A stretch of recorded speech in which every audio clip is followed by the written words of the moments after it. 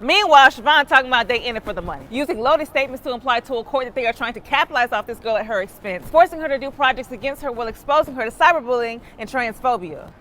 Girl, your child is black, queer, and free. It was gonna be that irregardless. But according to Dwayne, Siobhan wouldn't know what her daughter's will was anyway, seeing as she spent more time seeing and talking to lawyers than she has been seeing and talking to the child in question. Now, sis, you know I couldn't let you drink this tea by yourself, right? As black folk, we historically have had no problem pointing out celebrities who don't treat their children right in the public eye, i.e. Mr. Curtis Jackson. Girl, she is shaking the table. However, I find it really funny that we have all of these negative ideas about a black man who is not only famous, but choosing to be in his child's life 10 toes down, might I add, regardless of how they show up in the world. Because that's what you do when you're a parent who loves your child unconditionally. Now, I understand for a lot of you, that unconditional love stops at sexuality, gender, or your daughter being caught on a pole somewhere. However, we've got to dial this back a little bit and dig into the root of this problem. We claim that we want black men to be elevated thinkers and be more sensitive and more in tune to the way that the world actually is and how it's evolving beyond their stereotypical ideas of manhood. But then when they do, we do this. Now, you ain't hear this from me, but you know Dwayne running around here letting that little boy pretend he a girl.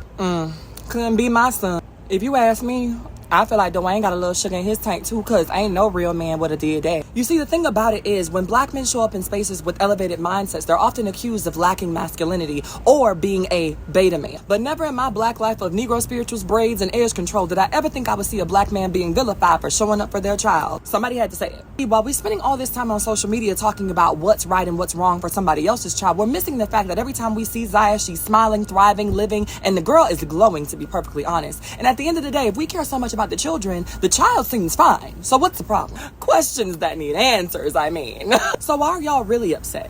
Oh, I know. Child, me too, but I'm tired, so somebody else take this one. A lot of you all aren't upset that Zaya is transitioning. You're upset at the lack of bigotry displayed in Dwayne and Gabrielle's response to the transition as opposed to the mother's response. Make it plain.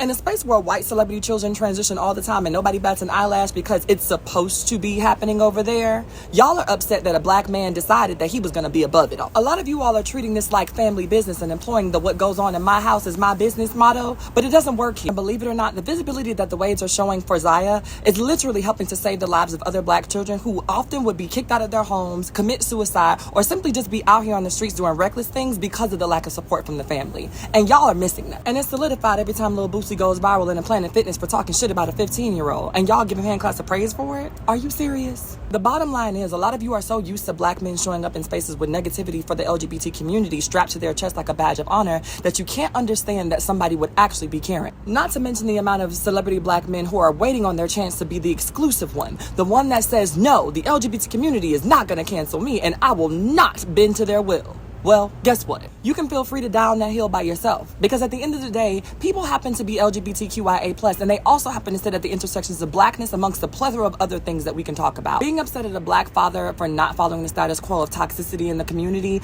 is one thing. But siding with the parent who hasn't spoken to their child in over 10 years because of their views about sexuality and gender is wild behavior. A lot of you all wish that black men would stick to the exclusivity that they are toxic and negative and sometimes violent towards this community and this topic. And when that doesn't happen, y'all get upset. But y'all need to realize that everything exclusive goes on sale. And the time is almost up for bigotry being in style. Get over it. I think that went well. I do. I think that was good. That was a good one.